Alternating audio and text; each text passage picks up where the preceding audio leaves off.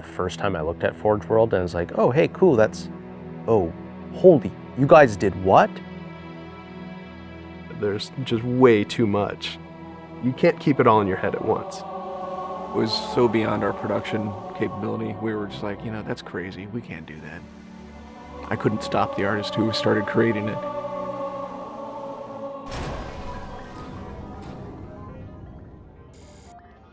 Forge is our editing tool that players can build their own maps. I mean, at its core, it's a map editor. We always had this vision right from the get-go, which is anyone can build anything.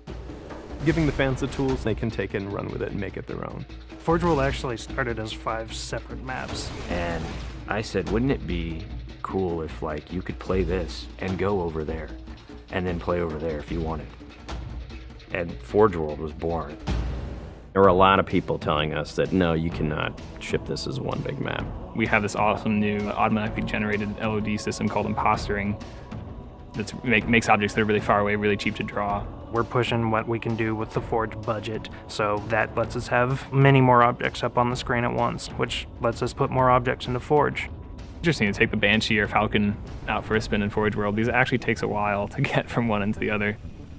The second you come into this space, you should know that you're on Halo. Our old friend, the Forerunners, come back because the Forerunners create all sorts of cool, interesting pieces of geometry. We wanted to give people a variety of locations that they could forge in a different way. So a gulch, an island, an interior, a very small outdoor pocket, and then the rock, which was kind of based off Ascension. Let's use a lot of interesting parts in it so that people can manipulate it or we can change it. Why don't we bring back Blood Gulch and carve it all up into pieces so that people can start manipulating it in interesting ways. And then Sanctuary was the other one. The Cage and Paradiso, that's just Chad and I playing with a map editor and actually building cool maps within Forge World. I mean, we were doing that exactly how the fans would do that. we definitely looked at what we did in Halo 3 and said, what can we learn from this?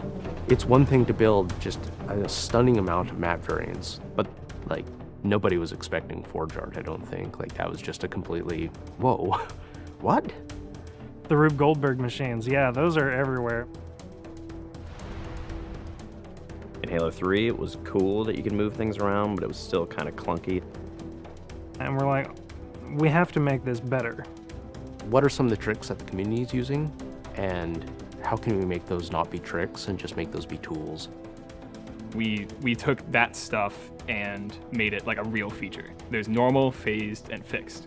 So normal is like Halo 3 style, you know, it bumps into stuff when you let it go and it falls to the ground and moves around and stuff. And fixed is the same thing, except when you let it go, it stays exactly where it was. And then phased is the coolest because it means that while you're editing the object, it's not actually interacting with the environment. You can put it through a wall, you can put it, you know, through other objects. Which changed everything for Forge, like immediately. It's much easier to build a Forge space.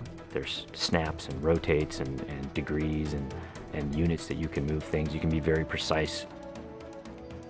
The camera controls, it's actually really good for object placement because like little touches on the stick don't translate into really sudden jumpy movements. And then we also have a fine editing mode. You click the stick in and then your camera starts moving very slowly. You're not spending like 3 hours trying to get one block to line up directly to 3 other blocks. You can select individual objects and say, get rid of all the objects of this type. So if you're trying to get rid of all the spawn points on a map because you want to go and replace all the spawn points, you can do that.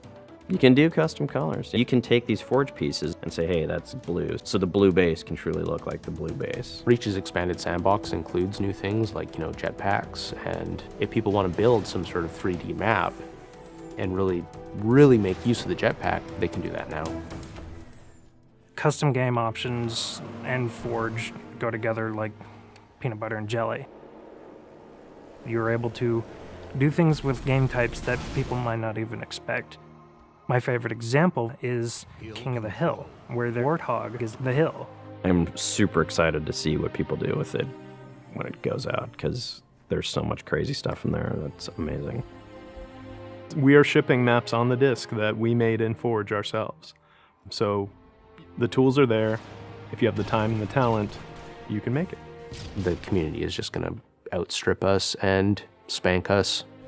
With the new tagging system, you can save a forged variant, you can post it to your file share, and then you can say, sweet new map. Things that are good are downloaded by a lot of people and passed around to a lot of people, and that makes the really sweet stuff bubble up to the top. I'm looking forward to what the next big community game type is going to be.